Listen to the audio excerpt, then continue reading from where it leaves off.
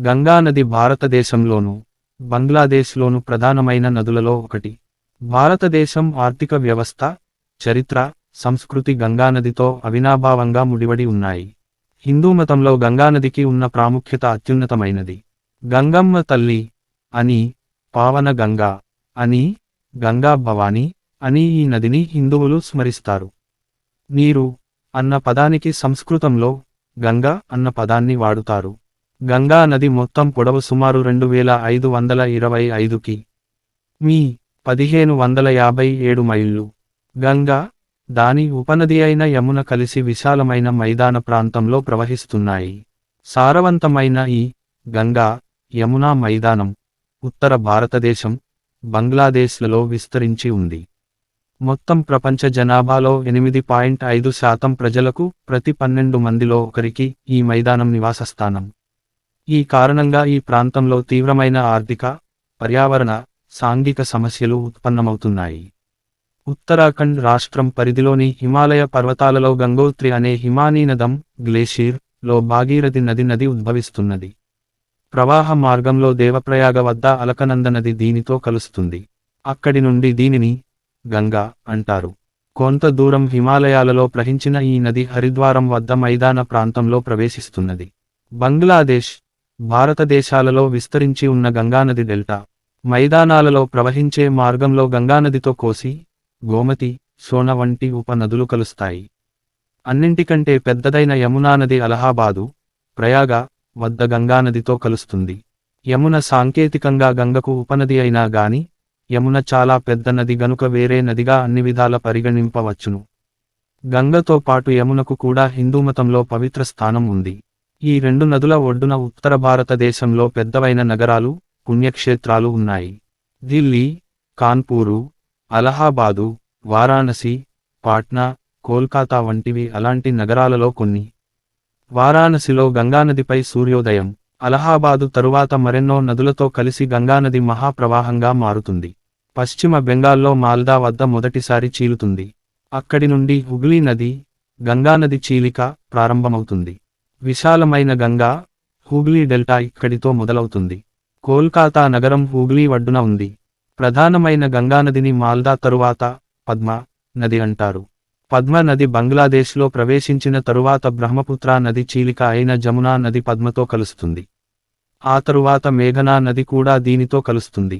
బంగ్లాదేశ్ మైదానాలలో ఈ మహాప్రవాహం అనేకానేకంగా చీలి అక్కడి సుందరవనాలు డెల్టా గుండా ప్రవహించి, తరువాత బంగాళాఖాతం సముద్రంలో కలుస్తాయి. సుందరవనాలు, సుందర్బాన్స్, డెల్టా దట్టమైన మ్యాంగ్రోవ్ వృక్షాలతో కూడిన అరణ్యం. పర్యావరణ పరంగా విశిష్టమైన చాలా వృక్ష, జంతు సంపదకు ఆలవాలం. ప్రత్యేకించి రాయల్ బెంగాల్ పులి, గంగానది డాల్ఫిన్, ఐరావతి డాల్ఫిన్, మంచినీటి షార్క్ చేప, గ్లైఫిస్ గాంజటకస్ వీటిల్లో ముఖ్యమైనవి. హిందూ మతంలో గంగా, వారాణసిలో దశాశ్వమేధ ఘట్టం, పావన గంగ. హిందూ మతం ఆచారాల ప్రకారం గంగానది చాలా పవిత్రమైనది. పావనం చేసేది. ఒక్కమారు గంగానదిలో స్నానం చేస్తే జన్మ జన్మల పాపాల నుండి విముక్తి లభిస్తుందని, చనిపోయే ముందు గంగా జలం మింగితే స్వర్గప్రాప్తి నిశ్చయమని నమ్మకం. చనిపోయిన తమ కుటుంబీకుల అస్థికలను గంగానదిలో నిమజ్జనం చేయడానికి దూరదూరాల నుండి వారాణసికి, గయకు, గంగాప్రయాగకు, ఇతర గంగానదీ తీర్థాలకు వస్తారు. గంగా నది జలాన్ని ఒక చిన్న పాత్రలో ఇంటిలో ఉంచుకోవడం శుభప్రదమని భావిస్తారు. గంగా నది తీరాన కుంభమేళ, ఛత్పూజ వంటి ఉత్సవాలు జరుగుతాయి. కుంభమేళ ప్రపంచంలోనే అతిపెద్ద జనసమూహం కూడుకునే ఉత్సవం. వారణాసి హిందువులకు పరమ పవిత్ర స్థానం. వేదాలలో గంగ, పురాతన గ్రంథమైన ఋగ్వేదములోని 10.75 నదీస్థుతిలో తూర్పు నుండి పడమర వరకు ఉన్న నదుల పేర్లు చెప్పబడ్డాయి. వాటిలో గంగానది పేరు వచ్చింది. ఋగ్వేదము 3:5-8-5-6లో ఇలా చెప్పారు: వీరులారా, మీ వంశగృహం, మీ పవిత్ర స్నేహం, మీ సంపద అన్నీ జాహ్నవి ఒడ్డున ఉన్నాయి. ఇది గంగ గురించి కావచ్చును. ఋగ్వేదము 1.1.6.18-19లో జాహ్నవి గురించి, గంగానదిలోని డాల్ఫిన్ల గురించి 2 వరుస శ్లోకాలలో ప్రస్తావించారు. పురాతన ఆర్య యుగంలో సింధు, సరస్వతి నదులకు ఎక్కువ ప్రాధాన్యం ఉండేది అనిపిస్తుంది. వేదాల కాలం నుండి గంగానది ప్రాధాన్యత పెరిగినట్లుంది.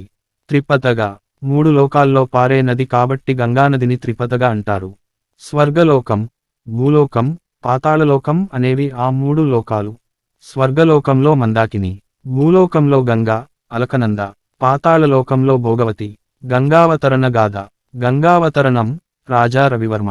చిత్రం, భగీరథుడు గంగను భువికి దింపుట, మహాబలిపురంలోని కుడ్య చిత్రం. గంగ గురించి, గంగావతరణం గురించి ఆసక్తికరమైన పురాణ గాథలు ఉన్నాయి. భాగవతంలోను, బృహద్ధర్మ పురాణంలోను, దేవీ భాగవతంలోను గంగను గూర్చి పెక్కు గాథలున్నాయి. జగజ్జనని, అంతర్ధానాంశయై, నిరాకారయైన గంగ బ్రహ్మదేవుని కమండలువునందుండెను. ఒకమారు శంకరుడు రాగము లాలాపించినప్పుడు నారాయణుడు ద్రవీభవించెను. ఆ పరబ్రహ్మ ద్రవమునకు బ్రహ్మదేవుడు తన కమండలువును తాకించగా నిరాకార గంగ జలమయమయ్యేను. శ్రీ మహావిష్ణువు వామనావతారమున త్రివిక్రముడై ఎల్లలోకములను కొలిచినప్పుడు బ్రహ్మ తన కమండలములోని ఆ నీటితోనే విష్ణు పాదమును కడిగెను. బ్రహ్మ కడిగిన పాదము, అన్నమయ్య కీర్తన. ఆ పాదము నుండి ప్రవహించునదే దివ్యగంగ. సూర్యవంశపు రాజైన సగరునకు వైదర్భి, శైబ్య అను 2 భార్యలు. శైబ్యకు అసమంజసుడను కుమారుడు, వైదర్భికి 60,000 మంది కుమారులు కలిగిరి. సగరుని అశ్వమేధ యాగాన్ని భంగం చేయడానికి ఇంద్రుడు యాగధేనువును పాతాళంలో దాచాడు. ఆ అశ్వాన్ని వెతకడానికి వెళ్లిన సగరుని 60,000 మంది పుత్రులు కపిల మహాముని శాపమున భస్మమైపోయారు. వారికి ఉత్తమగతులు లభించాలంటే దివిజ గంగను పాతాళానికి తేవలసి ఉంది. సగరుడు, అతని కొడుకు అసమంజసుడు తపస్సు చేసినా ప్రయోజనం లేకపోయింది. అసమంజసుని కొడుకు అంశుమంతుడు, అంశుమంతుని కొడుకు భగీరథుడు. భగీరథుడు తన తాతలకు ఉత్తమ గతులు ప్రాప్తించాలని గంగ కోసం తపస్సు చేశాడు. గంగ ప్రత్యక్షమై, నేను భూమి మీదికి దిగిరావడానికి సిద్ధంగా ఉన్నాను, కాని నా దూకుడు భరించగల నాదుడెవరు అని అడిగింది. భగీరథుడు శివుని కోసం తపస్సు చేశాడు. అనుగ్రహించిన శివుడు దిజగంగను భువికి రాగానే తన తలపై మోపి, జటాజూటంలో బంధించాడు. భగీరథుని ప్రార్థనతో ఒక పాయను నేలపైకి వదలాడు. భగీరథుని వెంట గంగ పరుగులు తీస్తూ సాగింది. దారిలో జహ్నముని ఆశ్రమాన్ని ముంచెత్తి, జాహ్నవి అయింది. ఆపై సాగరంలో ప్రవేశించి, పాతాళానికి చేరి, సగరుని పుత్రులకు ఉత్తమ గతులను కలుగజేసింది. ఈ కథ బాపు దర్శకత్వంలో సీతాకళ్యాణం అనే తెలుగు సినిమాలో కన్నుల పండుగగా చిత్రీకరింపబడింది.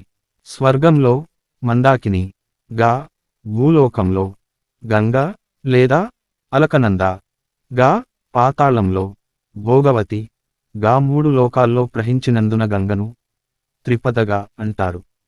పురాణము ప్రకారము, ఒకానొక నది, హిమవంతుడి నందు పుట్టినందున దీనిని హిమవంతుని కూతురు అందురు. ఇది దేవలోకమునందుండి భగీరథుని ప్రయత్నమున భూలోకమునకు వచ్చెను. భగీరథుండు, తన ముత్తాతలు అగు సగరపుత్రులు కపిల మహాముని యొక్క కోపాగ్నిచేత నీరుకాంగా, వారికి సద్గతి కలిగింప తలచి గంగను కూర్చి తపస్సు చేసి భూలోకమునకు దిగివచ్చునట్లు ప్రార్థించెను. అప్పుడు ఆ మహానది తాను భూలోకమునకు వచ్చునెడ తన ప్రవాహవేగమును ధరింపంగలవారిని ఒకరిని ఏర్పర్చుకొనిన పక్షమున తాను వచ్చునట్లు ఒప్పుకొనెను. అంతట భగీరథుండు రుద్రునింగూర్చి తపము ఆచరించి అతని అనుగ్రహము పడసి, గంగా ప్రవాహమును వహింప ప్రార్థించెను. అప్పుడు గంగ మిక్కిలి అట్టహాసముతో భూమికి దిగి రాసాగెను. అది రుద్రుడు చూచి గంగను తన ప్రక్కకు ఆకర్షించి జటాజూటమునందు నిలిపి పిదప కొంతకాలమునకు భగీరథుని ప్రార్థనచే తన శిరస్సు నుండి 7 బిందువులను భూమిమీంద వదలెను. అది కారణముగ రుద్రుడు మందాకినీమౌళి అనబడును.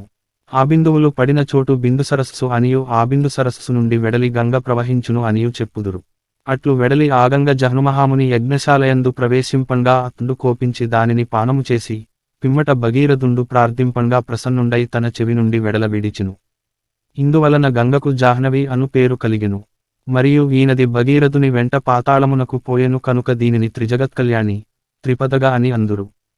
త్రివిక్రమావతారమున విష్ణువు భూమియందు ఒక పాదము ఉంచి రెండవ పాదముచే మీది లోకమును కప్పునప్పుడు బ్రహ్మాండము పగిలి ఆకాశగంగా ఆయన పాదముగుండ క్రిందికి ప్రవహించినందున దీనికి విష్ణుపది అను పేరు కలిగెను. ఊర్ధ్వలోకములయందు వ్యాపింప చేసిన త్రివిక్రమదేవుని పాదమును బ్రహ్మ తన కమండల జలముచే కడుగంగా ఆ జలము ప్రవహించి ఈ నది ఏర్పడెను అనియు అది కారణముగ దీనికి విష్ణుపది అను పేరు కలిగెను అనియు కొందరు చెప్పుదురు.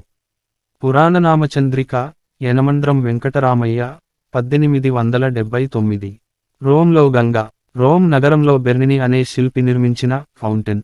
ఇటలీ రాజధాని రోమ్ నగరంలో పియజా నవోనా, పియాస్సా నవోనా అనే కూడలిలో 4 నదుల ఫౌంటైన్, ఫొంటానా డి క్వోట్రో ఫిర్మీ అనబడే ఫౌంటైన్ ఉన్నది.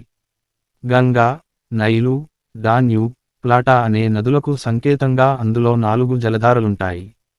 కాలుష్యం సమస్య జనసాంద్రత అధికంగా ఉన్న ప్రదేశాలు గంగానదికి ఇరువైపులా ఉన్నందున చుట్టుప్రక్కల కాలుష్యాన్ని విడుదల చేసే పరిశ్రమలు ఇందుకు ఒక ముఖ్య కారణం. అందుకు తోడు ప్రజల గృహాల నుండి వెలువడే మురుగునీరు రోజూ 100 కోట్ల లీటర్లు గంగలో కలుస్తున్నాయని అంచనా. ఈ పరిస్థితిని నివారించడానికి అడపాదడపా కొన్ని చర్యలు తీసుకొన్నారు గాని ఫలితాలు చాలా కొద్ది స్థాయిలో ఉన్నాయి. గంగానది కాలువ 19వ శతాబ్దంలో హరిద్వార్ నుండి కాన్పూర్ వరకు త్రవ్వబడ్డ గంగానది కాలువ, దాని అనేకానేక పిల్ల కాలువలు ఈ సారవంతమైన మైదానంలో వ్యవసాయానికి ముఖ్యమైన నీటి వనరు. ఉత్తరప్రదేశ్ మైదానంలో ఆర్థిక పరిస్థితి అభివృద్ధికి, హరిత విప్లవానికి ఈ కాలువ ఎంతో దోహదం చేసింది.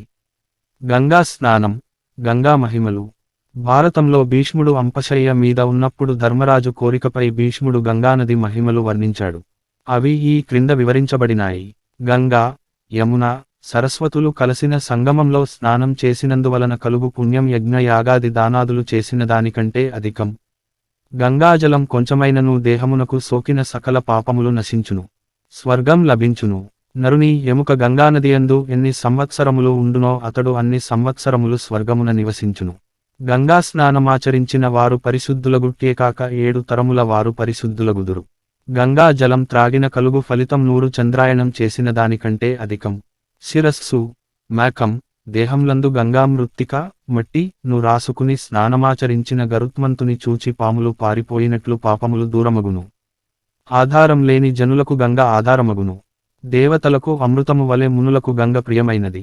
గంగానది తరంగముల నుండి వచ్చిన గాలి దేహమునకు సోకిన పరమానందము కలిగించుచు పాపములను దూరం చేయును. మరణకాలమందు గంగను తలచిన వారికి మోక్షం లభించును. గంగా నది మహిమలు చెప్పుకొను వారికి పాప భయం, రాజభయం, చోర భయం, భూత భయం మొదలైన భయములు నశించును. గంగ ఎంతయో పుణ్యరాశి అయినందున ఆకాశము నుండి దిగి వచ్చినప్పుడు ఈశ్వరుడు తలమీద ధరించాడు. గంగ 3 లోకములందు ప్రవహించి పునీతం లోకాలను చేస్తుంది. భగీరథుడు కపిలముని శాపం వలన భస్మమైన తన పితరులకు మోక్షప్రాప్తి కలిగించడానికి తపమాచరించి బ్రహ్మలోకం నుండి భూలోకానికి తీసుకువచ్చాడు.